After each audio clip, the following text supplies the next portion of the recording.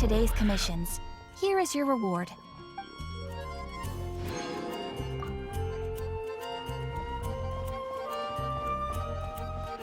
I swear on the Archon.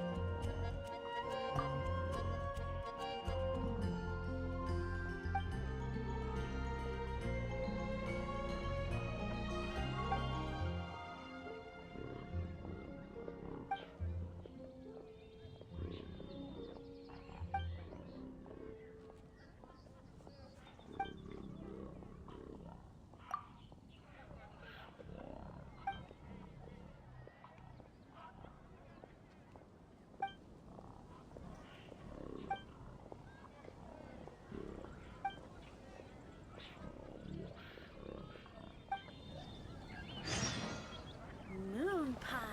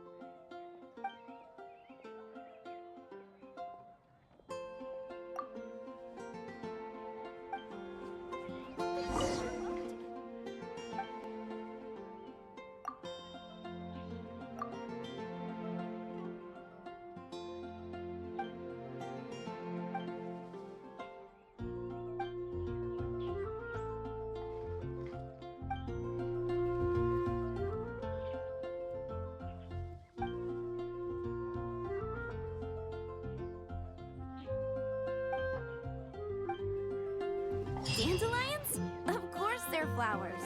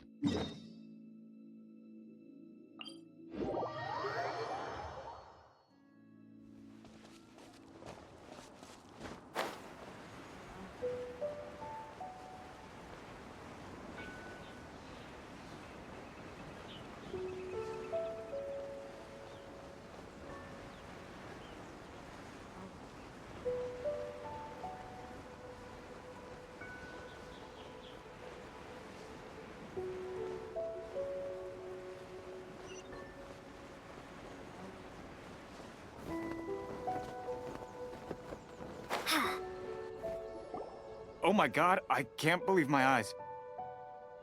How can she lift that massive rock all by herself? She's gotta be one of those Adepti, surely.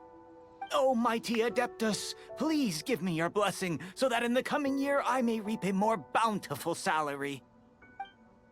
This is top tier in size and quality, and the condition it's in is quite simply immaculate. Congratulations, this item is approved for submission. I'm going to award you full marks for the Sunset Vermilionite item.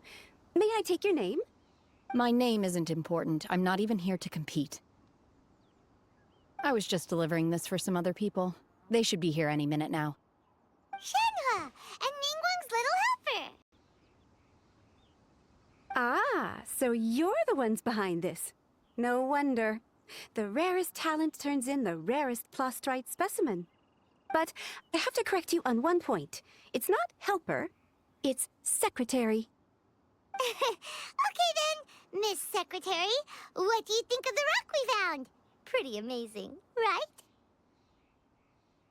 In truth, it is the finest piece of plastrite we have received so far. If everything goes according to plan, we will use this piece in the foundation of the Jade Chamber, which will enable us to proceed to the next stage of construction. As a side note, Lady Ningguang has rented some dwellings in the nearby area to serve as accommodations for the contestants. If you need a place to rest, you are welcome to stay there. Now, please excuse me.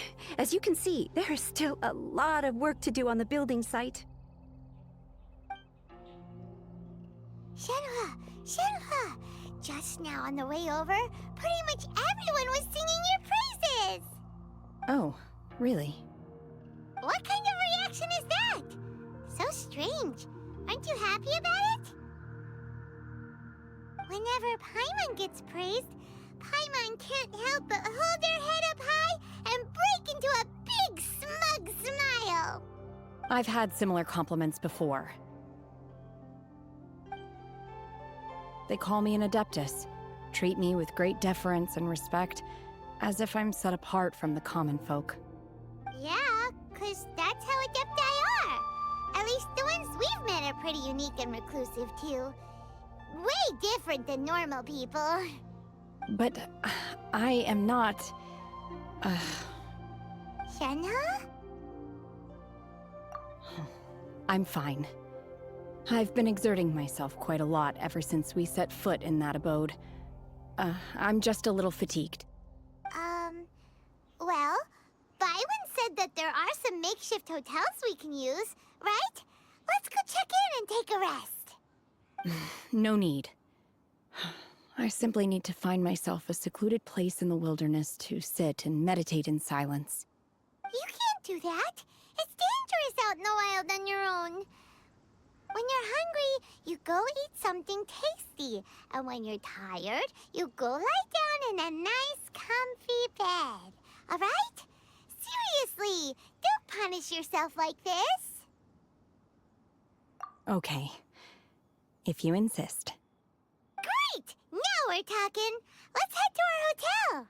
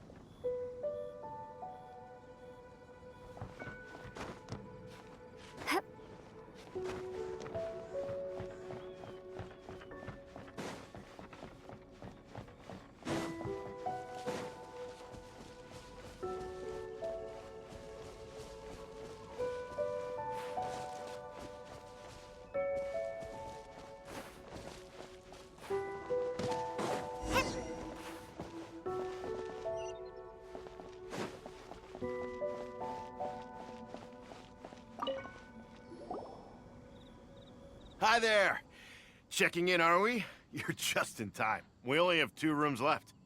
Since this was chosen as the building site for the new Jade Chamber, we've had a constant stream of people in this area. And not just workers either. Visitors, business people, tea sellers, all sorts. So, business is booming for me today. Very few vacancies. You're lucky you got here when you did. Great! One of your rooms is still being cleaned. I guess it should be ready within the hour. The other room is just to the door on the left. Here are your keys. All right. Hope you enjoy your stay. Please excuse me, I'll leave you to it. Shenhe, you should go get some rest.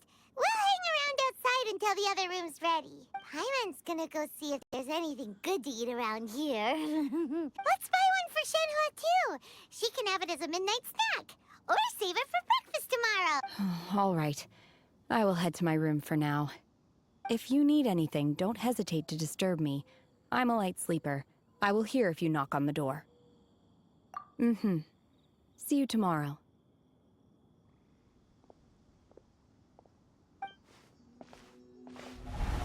Hey! Isn't that Cloud Retainer?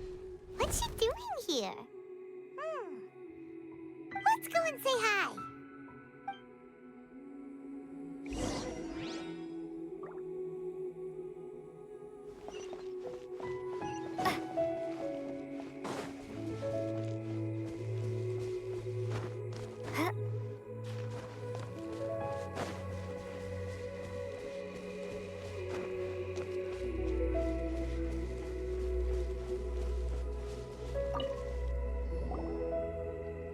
One trusts you have met Shenhe. So, are you getting along quite well?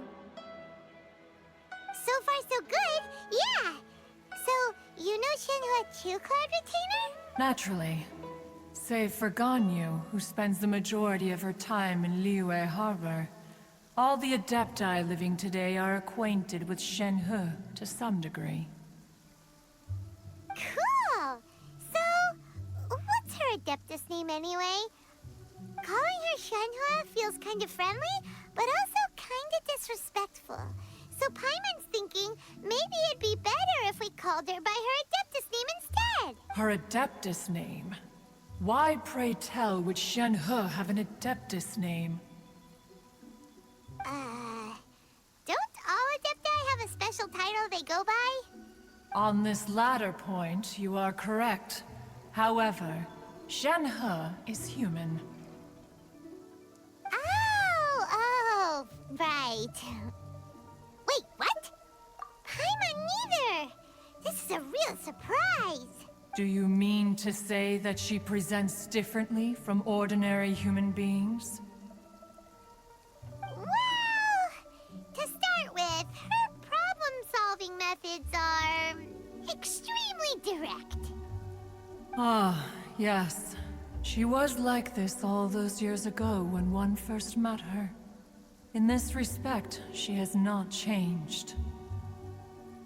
One first found Shenhe by chance in a cave. One was passing by and sensed the presence of a god's remains. Being of an ever-vigilant disposition, one entered immediately to inspect the scene. Inside was Shenhe, then aged around 6 years old.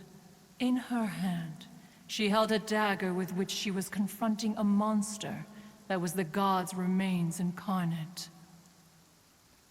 That sounds so dangerous.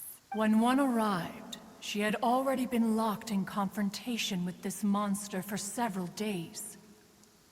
Most mortal children are fragile, both physically and mentally, and are highly reliant on their parents for survival. But not so her. That she was able to endure such terrible danger was due not only to her strong willpower, but also to the bloodlust and homicidal instinct with which she was born.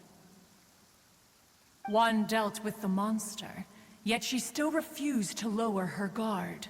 She even pointed her dagger in one's direction and remained ready to strike.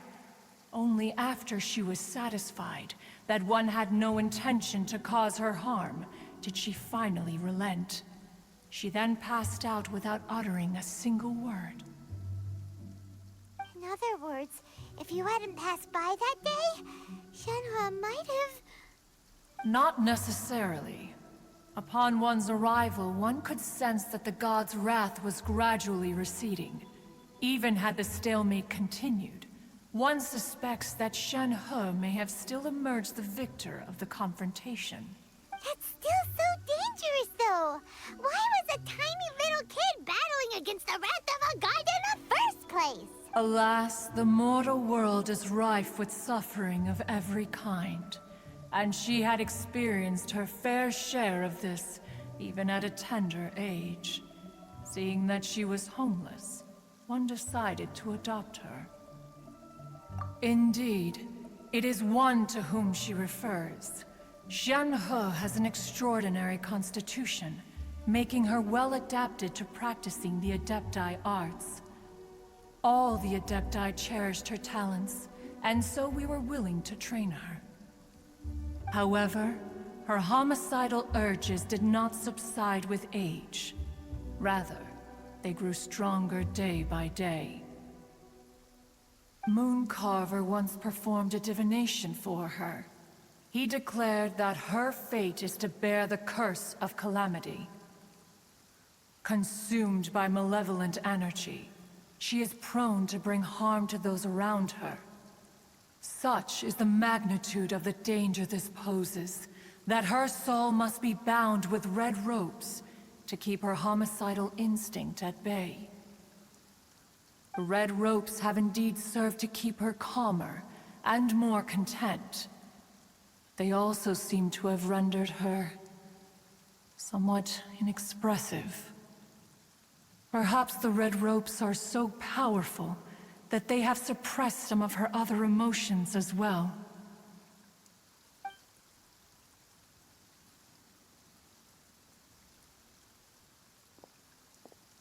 It is only by fate that people's paths may cross.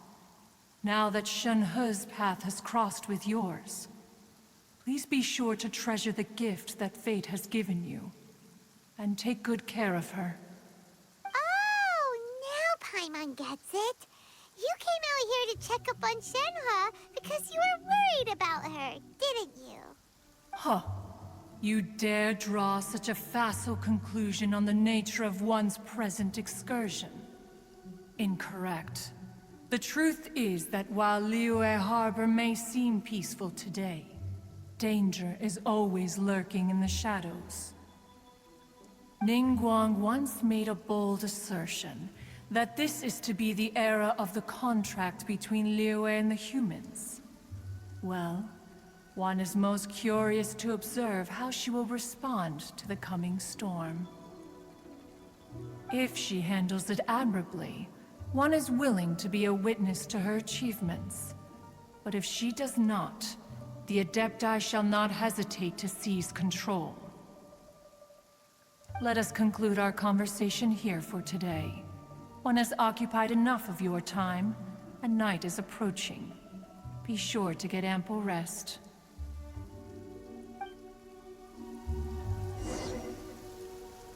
So, Shenhe isn't an Adeptus after all. She just grew up around the Adepti. Oh, no wonder she doesn't like being treated as an Adeptus. Having everyone falling over themselves to show their respect all the time must be kind of hard to deal with.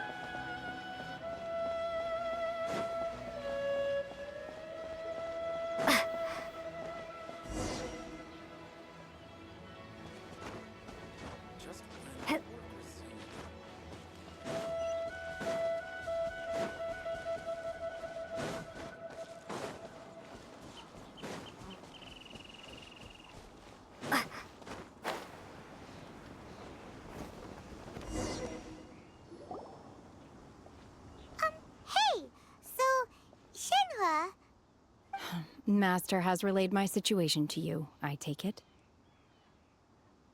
Oh? How did you know? I'd intended to wait until you came back before going to sleep, but I didn't hear you come in. I was worried that something may have happened to you, so I went outside to check and caught sight of my master. On top of this, you have been acting very strangely around me this morning, causing me to suspect that my master must have told you everything about me. After all, Master is very talkative. Sorry, Shenhe. Paimon had you down as an Adeptus this whole time, but it turns out Paimon was wrong. It's okay. I don't mind. The fault is mine for not explaining everything to you sooner, because in my experience, trying to explain is a futile pursuit. Still, though you mistook me for an Adeptus, you never treated me as distant and unapproachable. Instead, you treated me as you would a friend. For this, I am very grateful indeed. To be fair, we've met our fair share of real Adepti, too. Anyway, now it's settled. From now on, you're our friend. Whether you're an Adeptus or a human isn't the important thing. First and foremost, we're just plain old friends. Got it. Although I don't know quite what it entails in terms of what I have to do, I must say I like the title Friend very much indeed. Great! Well, now that we're all rested up, we should start searching for the other 2 items on the list. But before we do that, let's go to the building site and ask Ningguang's little helper how the progress is going. After all, Sunset Vermilionite is so rare. Paimon doubts many competitors will really be able to find any.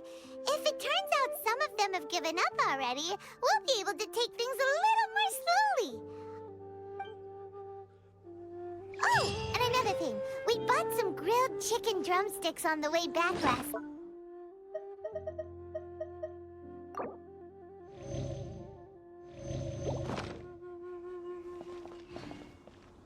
Here's one for you, Shenhua. Try it! They're so good.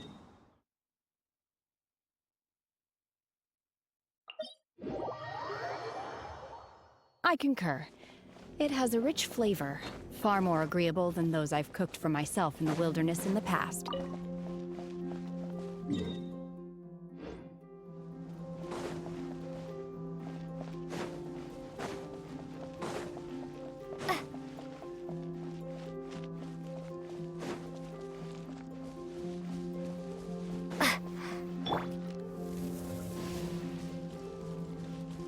There you are, eavesdropper. The more, the merrier.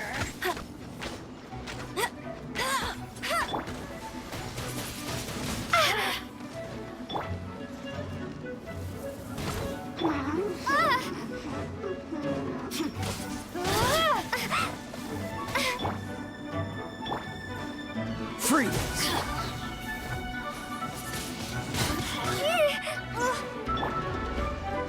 Over here. Let me amuse myself. You really know how to get me going. Cool it!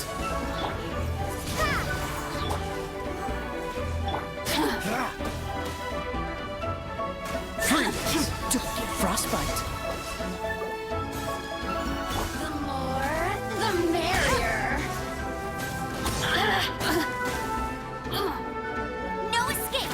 I'll race you. Not so hard.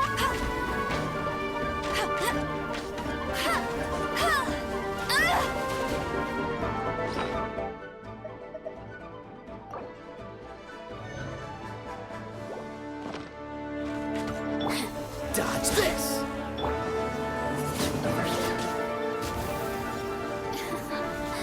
Let me amuse myself. Cool it! Wow! Shine no longer. How fortunate.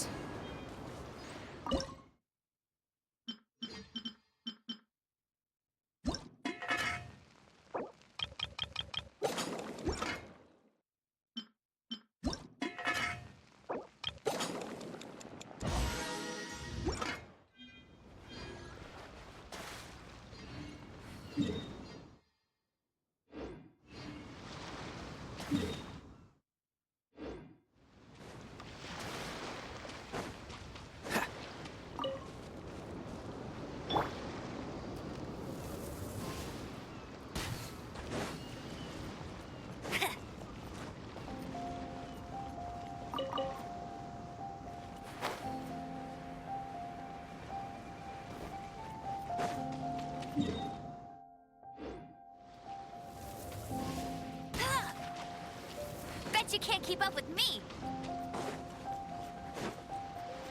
I'll race you there.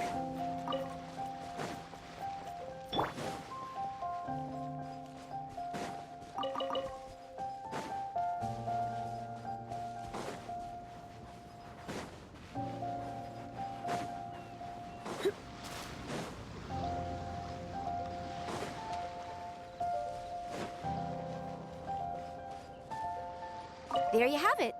The evidence speaks for itself. It's no wonder Lady Ningguang was so concerned with the security of this area. I doubt even Captain Beidou will manage to come out of all this unscathed.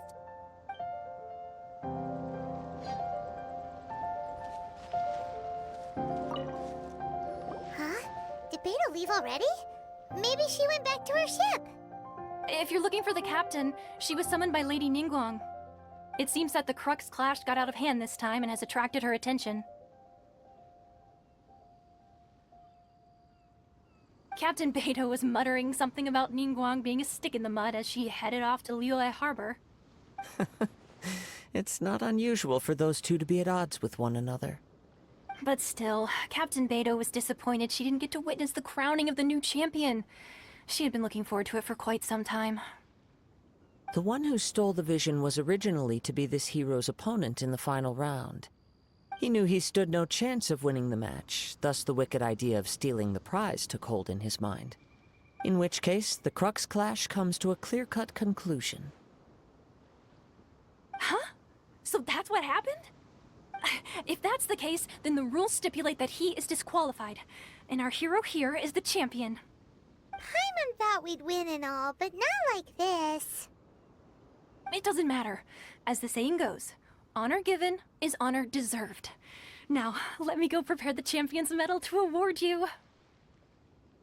Yes, I believe so. Though Captain Beidou is no longer present here, I'll be sure she receives word of it. She is a woman of her word. But the voyage to Inazuma is a treacherous one. You will be plagued by a perpetual tempest the entire trip. In fact, the relentless rain and wind are also an embodiment of the Raiden Shogun's will to close the nation. Hold on a second. You're saying she can change the weather just with the power of her mind? Let us not forget that this is one of the 7 Archons. If Liyue's Morax could form Guyun's stone forest by casting down his stone spears, then it should come as no great surprise that the Raiden Shogun is capable of summoning an eternal tempest. Suffice it to say that if you wish to journey to Inazuma, the Alcor will need some time. You will be notified once all the preparations have been made. In the meantime, I intend to embark on a journey of my own. I will travel all across the vast lands of Liyue in the hope of finding a way to reawaken the vision. Paimon believes you'll find a way for sure. Thank you. May both our journeys prove meaningful. One final word of warning. The part of your journey that lies after the storm may well prove to be the most arduous.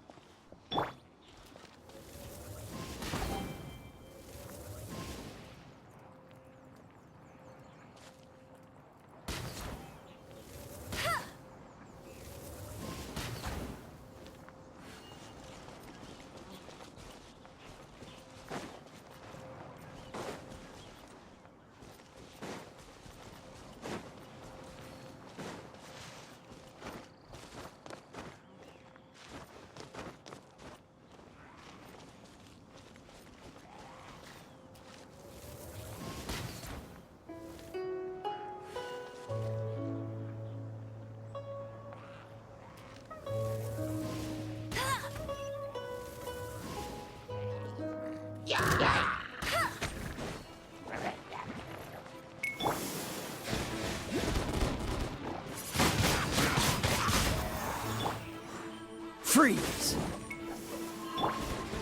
Come a little closer. Blitz.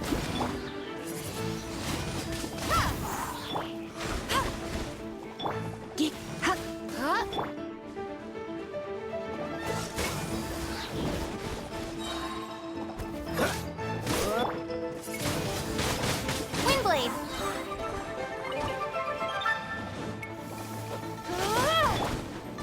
Dodge this!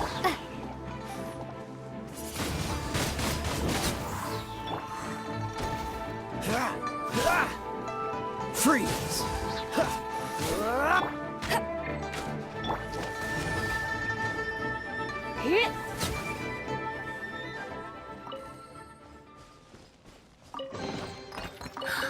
Oh my.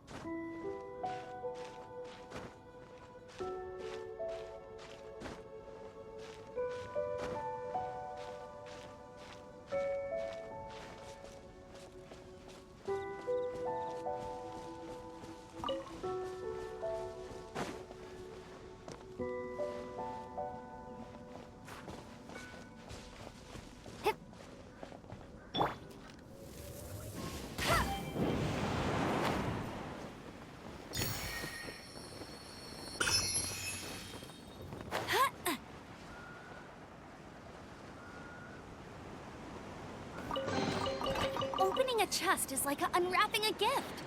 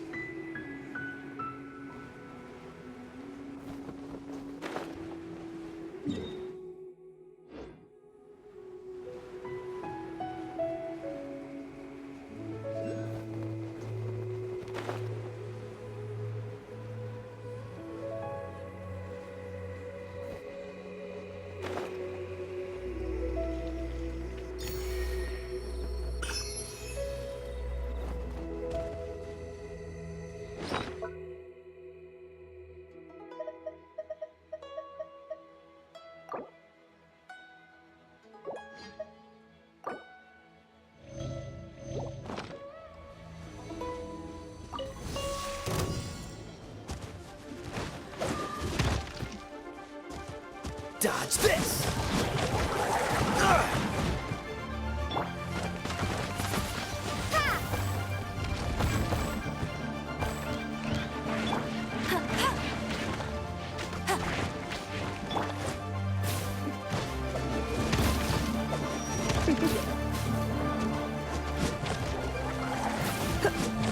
You're in for a little shock.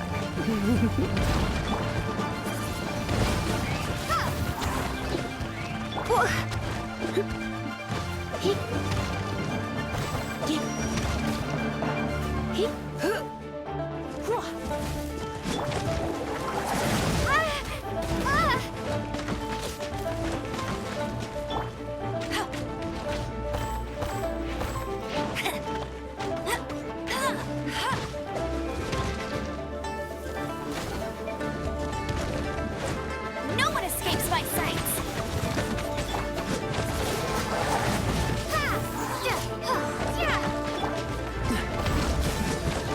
This man will be frozen in time.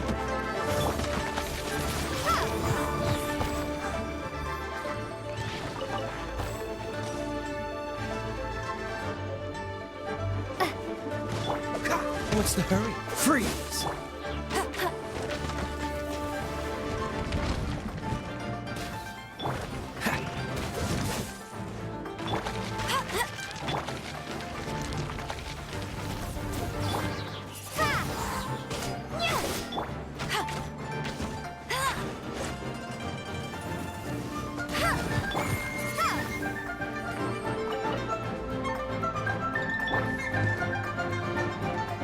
Come a little closer.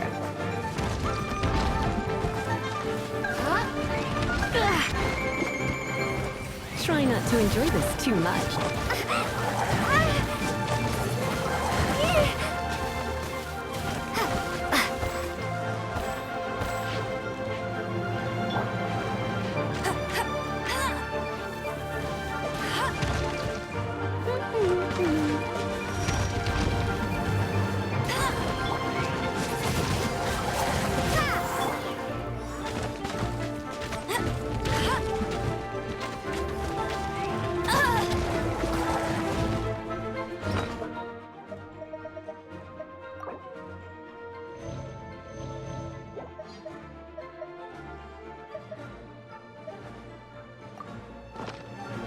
Bet you can't keep up with me! Go, go, Barret Bunny!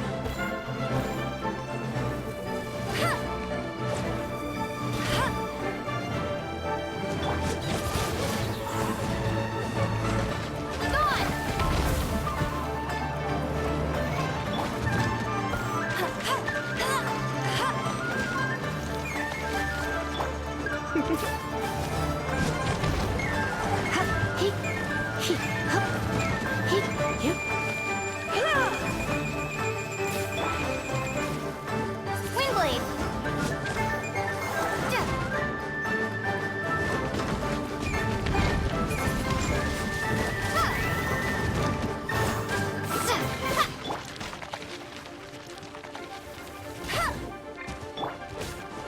Dodge this!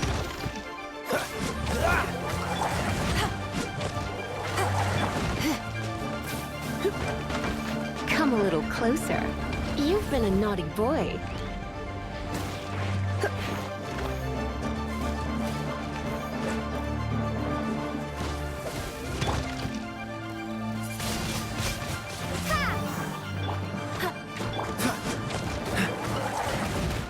Cool it!